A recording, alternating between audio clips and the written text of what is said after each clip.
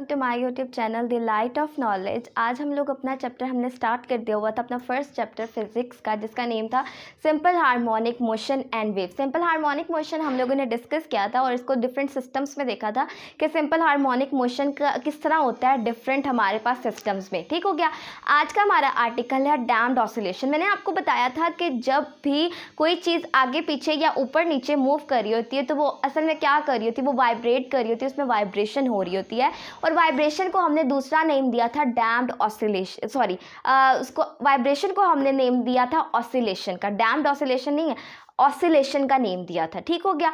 अब क्या है, आपका आर्टिकल है डैम्प्ड ऑसिलेशन। अब पहले देख लेते हैं कि डैम्पिंग है क्या। हमारे पास डैम्प्ड वर्ड निकला, डैम्पिंग का एक प्रोसेस है, वो आखिर है क्या। मैंने आपको एक बात बताई थी कि अगर आप मिसाल के तौर पर एक सिस्टम में जो है वो सिंपल हार्मोनिक मोशन करा रहे हो, सिंपल हार्मोनिक मोशन हो रहा है, तो कुछ टाइम के बाद क्या होगा, वो मोशन जो है वो स्टॉप हो जाएगा। मतलब जो बॉडी अपनी मीन पोजीशन के आगे पीछे मूव कर रही थी, एक्सट्रीम से मीन, मीन से फिर एक्सट्रीम से मीन पर आ रही थी, वो क्या होगा, वो कुछ टाइम के बाद स्टॉप हो जाएगा। किस वजह से स्टॉप होगा, क्योंकि हमारी सराउंडिंग में जो है हमारे पास एक रेजिस्टिव फोर्स है जिसको हम फ्रिक्शन कहते हैं, फोर्स ऑफ फ्रिक्शन कहते हैं।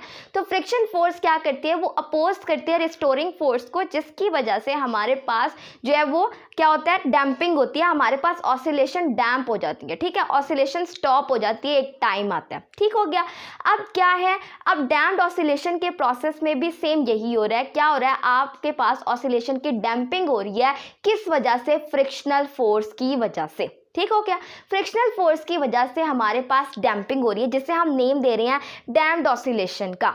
अब पहले देखेंगे आइडियल केस में हमारे पास ऑसिलेशंस में क्या होता है, सिंपल हार्मोनिक मोशन में क्या होता है, और अगर एक्चुअल वाइज देखा जाए तो असल में क्या होता है। आइडियल क्या होता है, वर्ड आइडियल जब भी आप सुनते हो, आप किसी इंसान के लिए यूज़ करते हो, यार ये बंदा आइडियल है, ठीक है, मेरा आइडियल है, मुझे इसमें आइडियल वर्ड होता किस लिए, उस चीज़ के लिए, उस शख्स के लिए इस्तेमाल होता है जिसमें किसी किस्म की कोई कमी ना बज़ाहिर नज़र आए। ठीक है, किसी किस्म की कमी ना हो, तो उसके लिए हम वर्ड आइडियल यूज़ करते हैं। ठीक हो गया। अब तो यहाँ पर भी हमारे पास आइडियल केस में क्या होगा, वो केस जिसमें कोई कमी ना हो। अब फिजिक्स में हमारे पास यहाँ पर आइडियल केस कौन सा है, जिसमें हमारे पास कोई भी फोर्स ऑफ फ्रिक्शन ना हो और हमें 100% आउटपुट मिल रहा हो, उसको हम नेम दे देते हैं आइडियल केस का। तो यहाँ पर भी क्या है, आइडियल केस वो केस हो जाएगा जिसमें हम ये अज्यूम कर लें कि हमारी सराउंडिंग में किसी किस्म की फ्रिक्शन मौजूद नहीं है, किसी किस्म की फोर्स ऑफ फ्रिक्शन नहीं है, किसी किस्म की रेजिस्टिव फोर्स नहीं है जो रिस्टोरिंग फोर्स को अपोज करे और ऑसिलेशन स्टॉप हो जाए। तो हम ये सपोज कर लेते हैं कि आइडियल केस में हमारे पास फोर्स ऑफ फ्रिक्शन नहीं है। ठीक हो गया।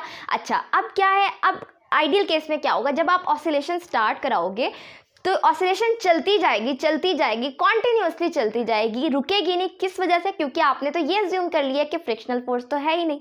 जब फ्रिक्शनल फोर्स ही नहीं होगी तो रिस्टोरिंग फोर्स को कौन अपोज करेगा और कैसे हमारे पास ऑसिलेशन स्टार्ट होगी। ये तो हो गया आइडियल केस, जो सिर्फ हमारी अजम्पशन में है, हमने सिर्फ अज्यूम किया हुआ है, कंसिडर किया हुआ है कि हमारे पास फ्रिक्शनल फोर्स नहीं है और ये एक आइडियल केस है।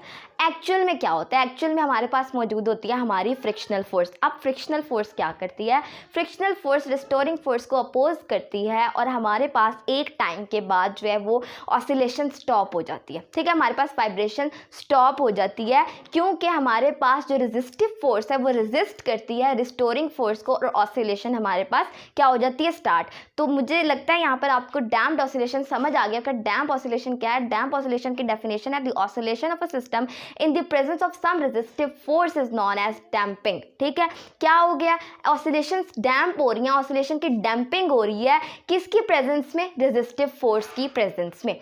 अब क्या है, अब आ जाते हैं हमारे पास आपके पास एक प्रैक्टिकल एप्लीकेशन है आपके पास डैम्प्ड ऑसिलेशन की, जिसको आप नेम दे रहे हो शॉक एब्जॉर्बर का।